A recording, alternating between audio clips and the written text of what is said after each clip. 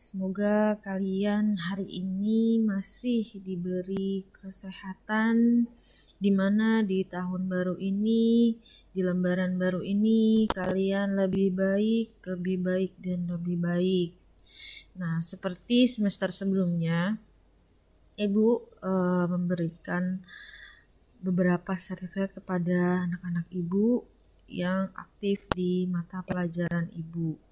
Mungkin untuk PKWU karena PJJ agak sulit dengan beberapa materi seperti mempraktekkan bagaimana cara membuat kerajinan. Tapi yang Ibu harapkan di sini kalian masih tetap semangat dan harus lebih kreatif lagi dari semester sebelumnya. Nah, kalau semester ganjil yang kemarin kita membahas tentang budaya non-benda. Nah, di sini kita akan membahas budaya tradisional di mana budaya artefak atau objeknya. Nah, disimak ya sebelum kalian mencatat materi Ibu, kalian berdoa terlebih dahulu, berdoa masing-masing. Nah, di sini Ibu mau mereview materi yang di semester sebelumnya, yaitu tentang budaya non-benda, di mana kalian di semester sebelumnya itu membuat kerajinan. Non-benda itu ada tarian, ada cerita rakyat, ada pantun. Nah, di sini ada contoh dari tarian. Kalian membuat kerajinan tarian tersebut, diaplikasikan di sini. Contohnya itu membuat miniatur seperti tempelan kulkas, gantungan yang ada simbol tarian yang ingin kalian angkat atau kalian praktekkan. Nah, itu dari tarian daerah, misalnya dari Bali, dari Jawa Barat. Nah, berikutnya ada contoh di sini batik ya. Kan kalau batik ini melambangkan atau sebagai simbol dari beberapa daerah tertentu. Di situ ada lukisan yang ada arti tersendirinya. Kemudian ada cerita rakyat. Nah, cerita rakyat ini bisa dari daerah mana saja. Di sini Ibu contohkan legenda Sangkuriang. Seperti itu. Nah, masuk ke materi baru yaitu tentang budaya artefak. Di sini Ibu akan membandingkan di mana nih budaya non-benda, mana budaya artefak.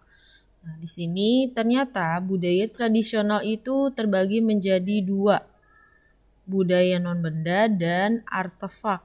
Artefak itu objek dari budaya tersebut. Kalau non-benda kan sudah kita bahas di semester lalu. Nah, sekarang kita akan membahas tentang budaya artefak. Nah, budaya artefak itu terbagi menjadi beberapa macam.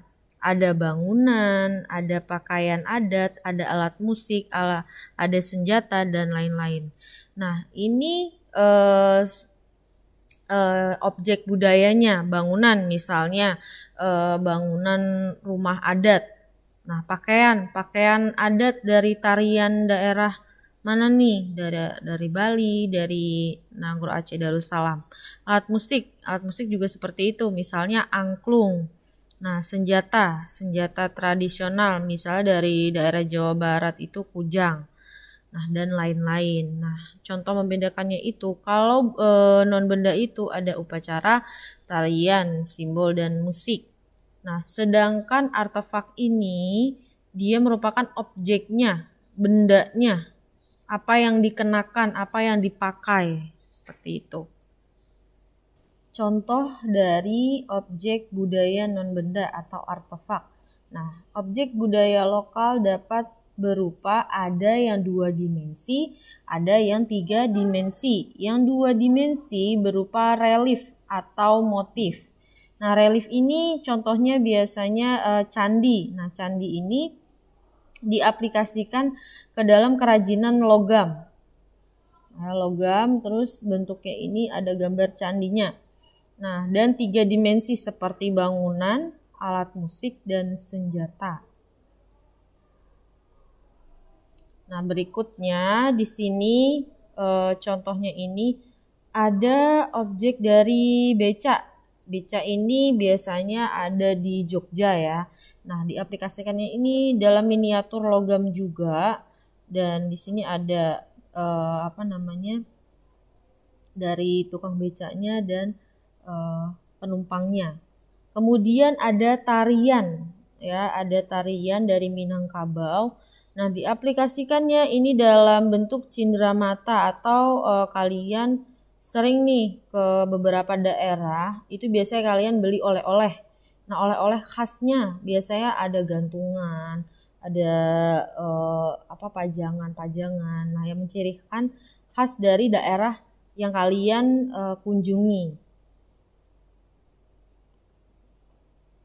Nah, berikutnya ada contoh dari ini baju adat dari Provinsi Jawa Tengah.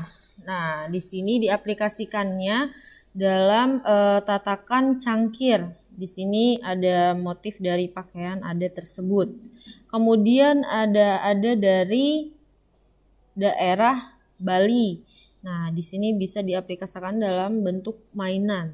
Nah, sama seperti yang sebelumnya, bisa dari cenderamata.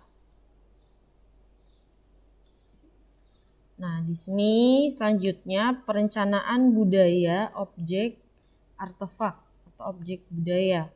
Nah, di sini sebelumnya Ibu sudah pernah jelaskan ada 6M ya, sumber daya dari wirausaha dalam melakukan kegiatan kerajinan.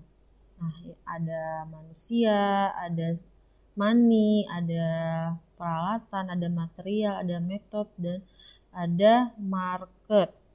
Nah, dari keenam ini kita akan ada susunannya. Apa sih yang pertama harus dilakukan atau apa saja sih yang terlebih dahulu nih kita laksanakan ketika kita ingin membuka usaha. Misalkan di sini Ibu membahas tentang kerajinan, berarti wirausaha yang ingin menjual produknya dalam bentuk kerajinan artefak.